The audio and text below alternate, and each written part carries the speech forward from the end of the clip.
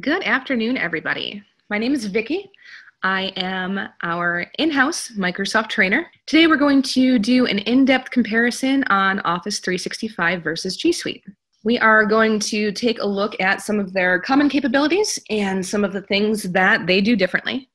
We will talk about cloud storage, email, support options, and all the other good stuff that they both have to offer. A couple of quick overview points. We both know that the most common things that we're looking at is going to be email and the Office 365 file types. Both of them do have email options. Obviously, we have Gmail, or you can use your company's email. Same as with Outlook. You can use an Outlook.com email, or you can have your company's email branded. They both do have 24/7 support, and they have the ability to create and edit Office 365 file types. One caveat is that some formatting may be lost between G Suite and Office 365. Obviously, if you're editing a PowerPoint document, an Excel spreadsheet, or a Word document natively into Office 365, they will retain their own file types.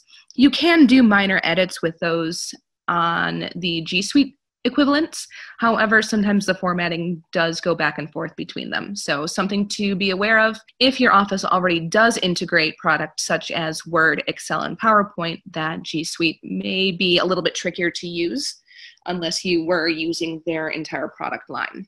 Going into some more specifics, Office 365 and G Suite were originally created from completely different backgrounds. Office 365 has been around for a long time in various fashions. We are all very familiar with Microsoft Word, which has been around nearly since the beginning of personal computing. It has obviously grown from there into the other products that we are super familiar with, like PowerPoint, Excel, and the rest. Whereas G Suite started as Google's infamous search engine. From there, it gave the option to start to edit collaboratively with various documents and grew that way. So the background for the two products, despite coming to very similar current iterations, definitely started from different places. And the advantages or disadvantages to those come into play when we start to get into the details. Both Office 365 and G Suite are available via web. However, Office 365 does also have all of its desktop options. The original programs that we're used to having right on the computer. They are also, with limited features, now available on the web. So there is a Microsoft Word, Microsoft Excel, PowerPoint, that you can do minor edits from the web, share from the web with people that you are working with, and save and share those file types externally and internally. Whereas G Suite, it's online only. You can, with certain limitations, use it offline, but there are no native programs on your computer that you can use standalone. So that is something to keep in mind if you are someone who uses those desktop applications primarily. Office 365 does have the edge there. The other point with that is that the desktop applications are far more powerful than the online equivalents. Online, obviously, you're going to look for speed, stability, ease of use. If you really need to get into the meat and potatoes of those applications, the desktop version in Office 365 is going to be far more powerful. The Office 365 suite is available on Windows, Mac OS, and all mobile platforms, including Windows Phone. I know Windows Phone is kind of on its way out. However, a lot of enterprise companies do still use Windows Phone enterprise-wide. So if you have that integration, keep in mind that Office 365 is available on Windows Phone, whereas G Suite is not. You can use it via web, but it is not natively built in. So something else to consider there. Going on, we're going to cover the big three: word processing, spreadsheets, and presentations. I keep saying Word, PowerPoint, and Excel because those are the ones that we all use the most. In any business, those are the file types that people are going to need the most access to. So when it comes to word processing, we have the Microsoft product, which is Word, everybody knows and is familiar with, and we have the Google product, which is Docs. Word is very full-featured. It is designed to be the premier word processing software on the market. As you know, as I mentioned before, it has been around absolutely forever and has gone through many, many revisions with many features added and bugs smoothed out. And recent versions have added in a lot of the collaborative features that would have previously given G Suite an advantage, but Word does, or the Microsoft Suite does them as well, and in some ways does them even better because there isn't the loss of data integrity when everything is native to the Microsoft product. So Google Docs does have a lovely word processing option. It is very minimalist and it is designed to be very collaborative. So you can share the documents with anybody else in your team, make quick edits, and be able to have a fairly seamless experience that way. However, with, as I said, the Microsoft option having these collaborative features built in, then you no longer have to weigh the pros and cons of possibly losing some integrity on your data as you move through the bridge between the Microsoft documents and the Google interface. Same sort of situation with Excel versus Sheets. Excel is a much more robust, much more complete option. As you know, with Excel, if you have ever dug into things like macros or running programs that are more complex directly out of Excel, those sorts of computations are not available in Google Sheets. Google Sheets is simply a bare bones spreadsheet interface.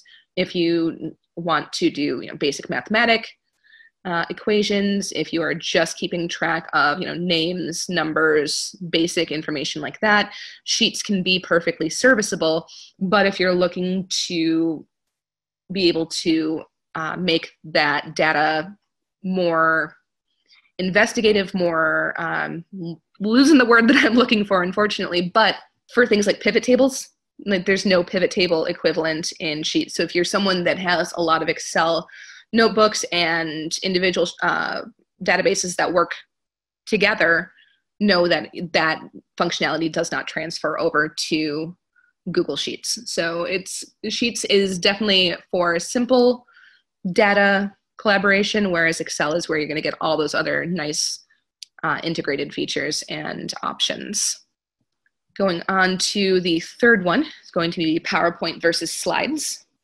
One thing that Slides does do pretty well is it does have native YouTube integration.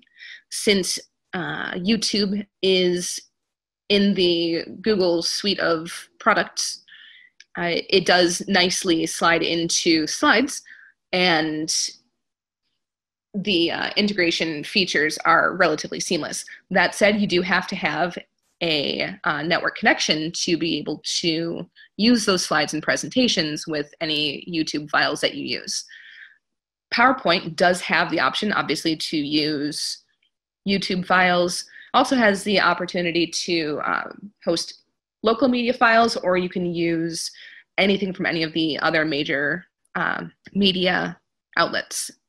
So you can add Facebook video, you can add Twitter video, you can add the one that is slipping my mind. I'm having a real hard time with proper nouns today, but they're all able to be integrated into PowerPoint, and you can take them offline. So once you add the media file to PowerPoint, you can take it with you, even if you don't have an internet connection wherever you're giving the presentation. Slides does have very clean, very easy to use formatting, but it does not have the number of templates that are available that PowerPoint does. PowerPoint, of course, you can get very, very deep into formatting before you even start to consider the content of your presentation. A lot of the designers that are out there working on these PowerPoint presentations have created quite the library of available templates to where you can create a gorgeous presentation just simply dropping in your data. If you are not the type that wants to do all of that creative stuff on your own, you can also use the gigantic Microsoft library of templates. So the PowerPoint option is definitely more, like I said, robust and able to be customized and able to be used offline. as opposed to Slides, which is, again, very more limited, easy to use, nice and simple, but if you need something a little bit more in depth, then PowerPoint is going to have the edge there as well. Going on to email. Email is the one that got the most questions about in the registration before the webinar. They do have a lot of similarities and a lot of commonalities. Office 365 has upped their security game significantly. One of the most widely publicized issues with it in the past was that it lacked two-step authentication. Earlier this year, two-step authentication was launched for Microsoft for its entire Office 365 suite. So that's no longer a concern, especially in this day and age when email security is such a significant concern. It does also offer spam filtering, both the Google product and the Microsoft product. Actually, at the end of October, I believe it was actually on Halloween, if not on Halloween, then right around that time, Microsoft did launch an expanded malware detection tool. So it now scans links in real time.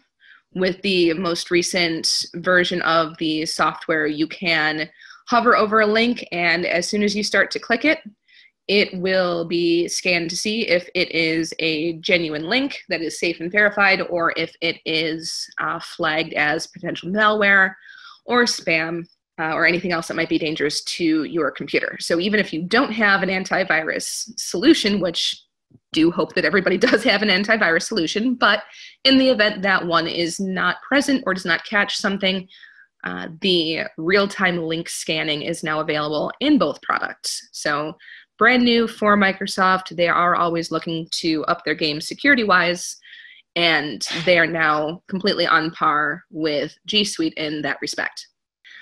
Both email products do offer extensive calendar integration. They work natively with their own product. They can cross over to the other, although obviously the integration is going to be more seamless when you use either Google Calendar with the Google product, or if you use the Outlook calendar that is built right into Outlook. You can cross them. It's easier to stick with one or the other. And of course, the calendars for Microsoft Outlook also have a lot of options as far as resource management and tying in different types of web or remote meeting options. I'll get into Skype for Business in a moment, but Skype for Business is by default integrated. However, you can also integrate if you use GoToMeeting or if you use Zoom or one of the others. You do have that option to add a plugin so you can manage resources that way, schedule meetings right in the Outlook calendar. They do both have a wide variety of customizable themes. If you're the kind of person who likes to make sure that your inbox looks exactly how you like it, they both have the option to change color, change format, change fonts. However, one thing that the Google product is limited on is that you cannot change the number of panes in the window. So if you like a more simplistic view, you're stuck with a 3-pane option, whereas in Outlook, if you need to kind of reduce the visual clutter on your page, you are able to close some of the sidebars and change it to just a 2-pane or a 1-pane window, whatever works best for you. Both do have the option to put legal holds on inboxes. If you have an employee that had access to sensitive data that is no longer with the company, they do both have the option. Something that's always been available with the Microsoft product was recently rolled into the Google product as well. So that is an extra layer of internal security where you can lock down those inboxes if you find yourself in the need to do that.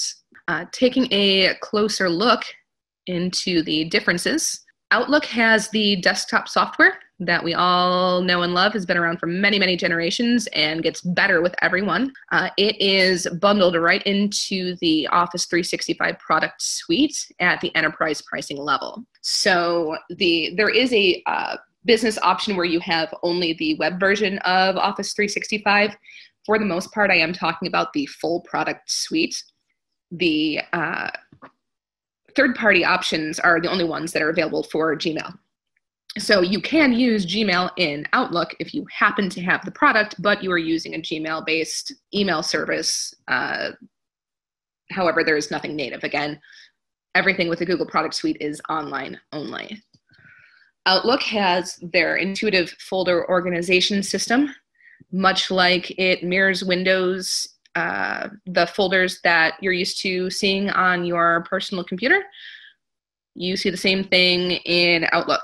You can organize your email into folders. You can have them route in certain ways. You can set rules and quick steps to organize your email options. That is a whole webinar in and of itself. The amount of customization that can go into that, it is extremely robust, extremely thorough, and excellent for maximizing your productivity. Gmail does have its default smart sorting categories. When you first open a Gmail account, it's going to have a number of tabs. As your email starts to filter in, it will assign priority levels to the different types of email that you receive. So it's going to start that sorting right out of the box, as opposed to with Outlook, you have to go in and customize it. That said, you are limited to their default smart sorting categories. There is no option to change those. You can eliminate certain ones, but there is no customization there. You can add tags and folders to search that way. However, it is not quite as robust and thorough as Outlook is, and there is no equivalent for rules and quick steps. Rules and quick steps are really, really nice because anything that you do repeatedly, you can set to automate. With a click of a button, you can send a certain type of reply. You can forward an email. You can set a rule to just automatically forward certain emails, route them to different folders. Unfortunately, those sorts of features are not available in the Google product. The Google product, you can only do offline browsing, so you can only access your email offline through Chrome and Safari. Those are the only two browsers that allow it. You can set that up in the individual settings for those browsers when you install the Gmail extension. It is a little bit clunky, and you have to make sure that you have everything downloaded beforehand, and they only go back a month. So you are limited to only a month in the past if you are doing offline work in your Gmail account. However, with Outlook, it is available offline anywhere with the entirety of your email accessible to you, as long as you have things saved locally. Everything that's saved locally is going to be there for you, regardless if you're online or offline. So there's no time limit for how far back you can go with Outlook. All right, communication. Everybody likes to be able to instant message people on their team these days. It is a great alternative to email, especially when you just need to drop somebody a quick note. They both have these options integrated. I'll go into the differences in the individual software shortly. They also both have the ability to do voice and video calls. You can screen share with both, and you can archive your chat logs. So if you need to access anything that was referenced in a previous meeting, you have the option to do that from both products. So the products that we're looking at are Skype for Business and Google Hangouts. Skype for Business is pretty new, and from using it myself, it is fantastic. It's gorgeous. The user interface is very clean, very simple, and very easy to navigate. It is capable of being fully integrated into an enterprise-class telephone replacement. So if you wanted to set up Skype for Business to be your enterprise phone system, that is an option with the Office 365 product suite. Because it is so integrated into the Office 365 product suite, it gives you a lot of additional functionality as far as scheduling meetings, communicating about the meetings, about phone calls, sharing files right from any of the other items in the product suite, so on and so forth. The uses for it, I have not even discovered everything as of yet. Haven't had the opportunity to play around with it nearly as much as I would like to, but it is exceptional. I have yet to want to do something that I have not been able to do. If I'm in the middle of a Skype for Business meeting call and I need to send someone an Excel file, I don't even need to find it on my hard drive. It is intuitively available for me if it is topically related to the meeting. So it's very, very robust and integrated option. The nice thing about Skype for Business as well is that it has a max participants of 250. As opposed to the Google Hangout options, you are limited to 25. So if you have a bigger business or if you wanted to do a webinar like this, you are definitely going to need something that has a higher number of people allowed in the room. Google Hangouts is nice because you can sync conversations across devices, especially since so many people use Android phones, that it is nice to be able to just have it already on the phone without having to install any additional software. It's built into those G Suite apps, but like I said, you are kind of limited in what you can and can't do as far as how many people are getting in there, and you don't have as much of those communication integrations. It's very much a standalone product in that it does not intuitively guess what other files you may want to reference in your individual meeting. Whereas Skype for Business seems to know what you're talking about before you even start talking about it, which is really, really neat. Going forward into file storage and syncing, both of them do have cloud and local machine options. You can sync between them. You can use just the cloud. You can use just local options. If you want to edit collaboratively, obviously you would want to lean more towards the cloud. If you are someone who does not need to share your documents as much, you can save everything to your local computer. Either one works just as fine.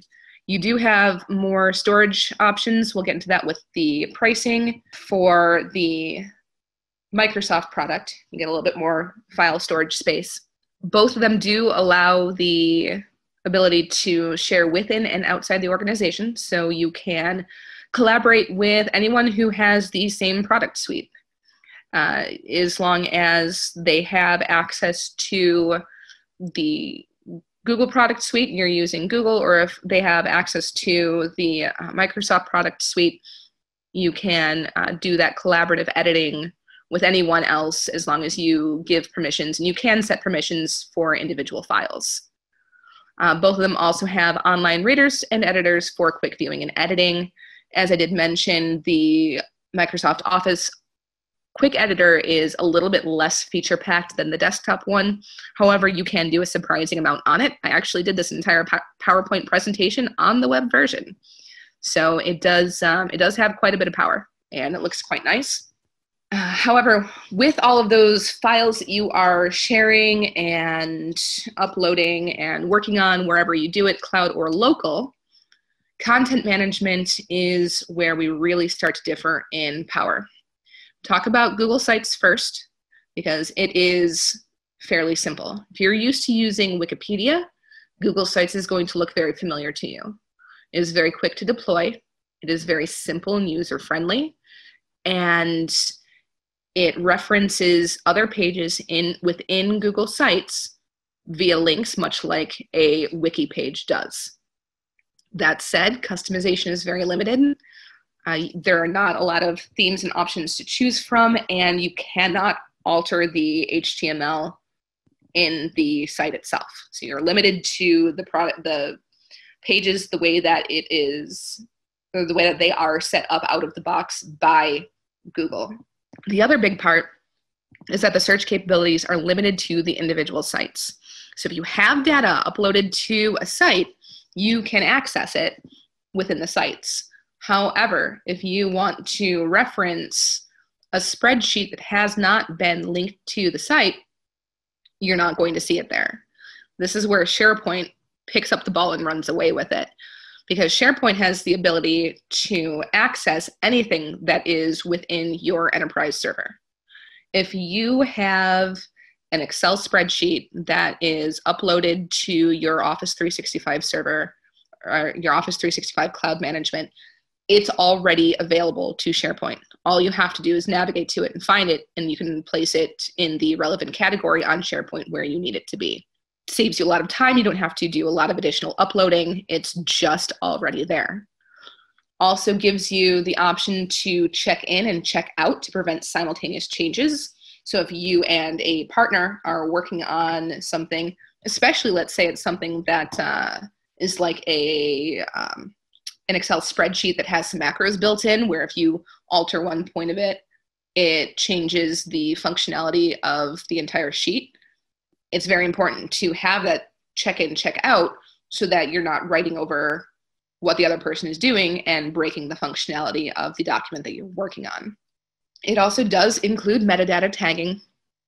So very similar to how sites functions, how a wiki type page functions, SharePoint does also use links to reference pages within itself. It just has that additional option to also reference files that are elsewhere in the enterprise. It does also keep track of version histories and related documents. So if you make a change to a document within SharePoint or a page within SharePoint, and you wanted to know what changed, say that you're looking at something and you need to know what the difference is from the way that a certain workflow used to be, you can look back in the history and go, oh, this is how the workflow was before, this is the change that's made now. Whereas within sites, it does not keep track of that. If you make a change, the change is there. SharePoint does also have automated workflow processes. This is something else that could be its own webinar all in and of itself. SharePoint itself probably deserves its own webinar. It's very robust, very thorough, and has more options than you can shake a stick at. It has the ability to, if you access certain pages in SharePoint, trigger responses based on what was accessed, based on what changes were made, based on what files were uploaded, based on what files were removed or what projects were closed. So SharePoint is an extraordinary content management product in the way that it keeps track of everything else within the enterprise and interacts with it. So Sites is good for easy local file management, but it does not come close to having the integration that SharePoint does, which I'm sure you're starting to see a theme here, in that if you are looking for something to be thoroughly integrated, to natively talk to itself and the related products, the Microsoft product is extraordinary in its ability to do so. Other matchups, there are note-taking options for both the Google product and the Microsoft product. For Google, the option is called Keep. It includes individual, simple, standalone notes. Kind of looks like Post-it notes, and they kind of operate like Post-it notes. They stand on them by themselves. There's no way to link them together, but you can share them, and they can be edited collaboratively. So nice for simple note-taking or lists.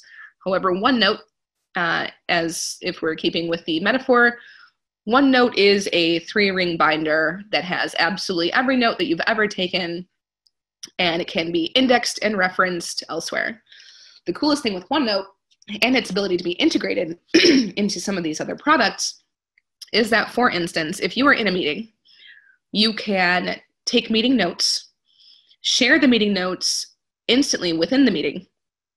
After the meeting is over, you can go back into your calendar if it's 3 months down the line and you need to know what exactly happened during that meeting, or if you know that something was referenced in this meeting but you don't remember the context, but you know somebody took notes on it, you can go back into your Outlook calendar, open the OneNote file that's associated with that meeting already, because as soon as you start editing it within the meeting, it automatically shows up in the calendar. Open that, see what notes were taken on that date, and have that resource available to you. So OneNote keeps track of everything, as opposed to Keep, which is cute little Post-it notes that are good for short thoughts, but not nearly as robustly integrated. The other popular products with Microsoft, they're kind of new, upcoming, and people are very, very interested in them, are completely unique to Office 365. We've got Delve, Flow, and Bookings. Delve is a piece of software where it looks at everything else you're doing within Office 365 and immediately shows you what it thinks you are most interested in. It's going to show you files that you've recently accessed, files that people on your team have recently accessed, it sees, say that you email with a direct team member more than anyone else, it's going to start showing you things that you've worked on with that person as a priority over, maybe some other email products or email conversations that you didn't really need to know about, that you didn't interact with. It's very, very intuitive, and it's a great place to, at a glance, see everything that you're working on. It does, again, show Word documents, PowerPoint, Excel, emails, even notes about topics that you have been discussing frequently. Delve could probably be its own webinar as well. It's a very unique product that no one else has. Flow is the workflow organizer. It creates flowcharts. There is no equivalent in the Google product. So if you are someone where flowcharts is a big part of your day-to-day business life, you're going to want to stick with the Microsoft option. It is there, and it integrates, again, with everything else. Same thing with Bookings. Bookings keeps track of your meetings, but it also allows external integration into a website or email so that you can reach out to clients as well and have them have an option to schedule meetings or appointments or visits or whatever else you need. So anything that falls within those three categories is completely unique to Office 365. If it sounds like something you need, that is where you are going to find those options. Going on to pricing. Office 365, talking about the Enterprise 3 level, it's $20 per user per month. These two levels are the most similar. There are plenty of other pricing options. These are the ones that are the most widely used and the ones that will meet the most variety of businesses' needs. So Office 365, $20 per user per month for the web and the desktop application. So it's all of the Office 365 suite, as well as the computer version of the full versions of Microsoft Word, Excel, PowerPoint, and the rest of the productivity suite. It does come with unlimited cloud storage and 50 gigabytes of email storage. So they are separated. There is a limit on email storage. However, with everything being saved to the cloud, a lot of that 50 gigabytes will go a very, very long way. You don't need to house large files native or locally within your email because everything is able to be uploaded to the cloud anyway. You do have unlimited number of users, and you have 24/7 web and phone support. G Suite Business is their middle tier. It's $10 per user per month. It is obviously their online-only product suite. They do have unlimited cloud storage, including email, or 1 terabyte if there are fewer than 5 users. So you only get unlimited if your business has more than 5 people enrolled in the G Suite product. You do have the option for unlimited users and 24/7 web and phone support. Final verdict. G Suite is a lovely product that is minimal and serviceable for basic needs.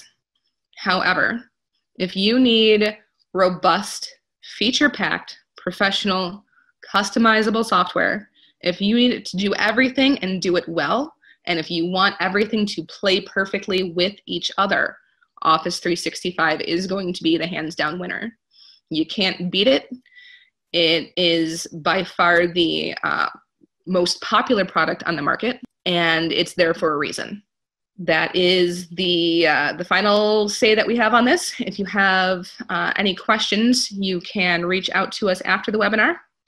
We will make sure that our contact information is available to you. And if you have questions down the line, please don't hesitate to reach out. That is everything. Thank you very, very much for watching. You all have a fantastic afternoon.